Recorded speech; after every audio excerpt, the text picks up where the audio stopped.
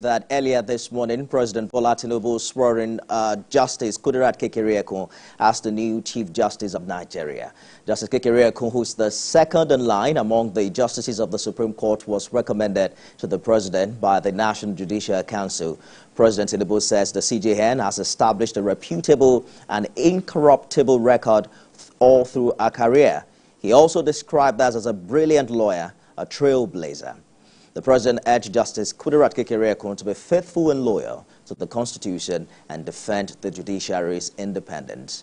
I'm joined by Senior Advocate of Nigeria, Dr. Roland Otaru, on the program. Dr. Otaru, thanks for joining us. We saw what is perhaps a desecration of the Supreme Court on the same day acting CJN Kekereekun was sworn in. What do you make of the attack on Murtala Ajaka earlier today?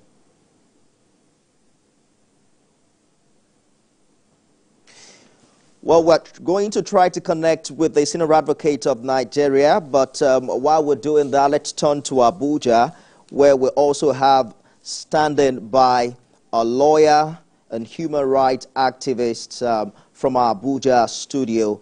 I'm going to get clarity on the name shortly, but if our guest can hear me, let me begin with you to get your reaction as to what happened today at the Apex Court. The SDP governorship candidate had a right to be there, right? Yes, it does. What do you make of what you saw happen today? First of all, let me start by saying that it's a sad one for our judiciary having such situation, especially at the apex court of the land in the Supreme Court, and having an attack.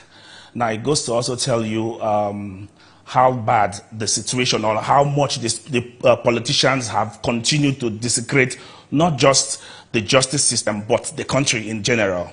And for some of us who hold this profession and hold the judiciary in the highest esteem, it is really sad. It's a sad day for us because it's not something that is expected to happen within the premises of the Supreme Court. Talk more of within the courts. This is really sad, and it's really unfortunate, and it's something I think both the President and the new Chief Justice of the Federation needs to swing into action, and whoever is involved in these whole attacks should be brought to book, because we cannot encourage this. If these persons are not brought to book, I tell you, to actually boost the morale of others to try a similar thing.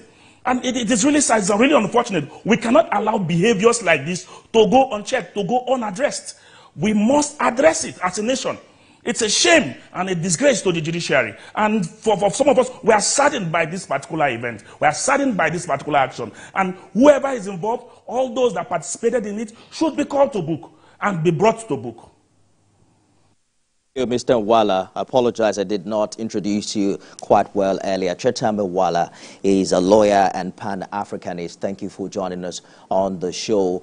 It will no doubt serve as a fundamental precedent if this is allowed to pass. We have the faces on camera. If this can happen at the Supreme Court, how can petitioners feel safe in lower courts? But do you consider this unprecedented?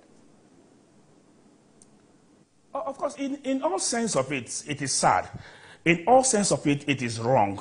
In all sense of it, it's not something that should be encouraged at any point. That is why the President himself should take this as a responsibility to take decisive steps. And in short, whoever is investigating this particular matter should report directly to the President, because it also rubs up on his own administration. It is really sad. You know, the President has always stood in line with protecting the judiciary and also advocating for an independent judiciary. And if that be the case, if this misbehavior by politicians could happen within the premises of the Supreme Court, then the President must take action, because we must save the judiciary from the hands of politicians. Politicians have continued to destroy the judiciary in this country. They have continued to try to compromise the judiciary in this country, and it is because these people are not put in check. It is because people who do these things, they go scot-free. They go unaddressed or unattended to, and they feel that they can walk out of it freely. So the judiciary on its own too has to also step up its game. Because it is sad, it is really unfortunate. It calls for sober reflection amongst not just Nigerians, both amongst the members of the judiciary and amongst lawyers in general.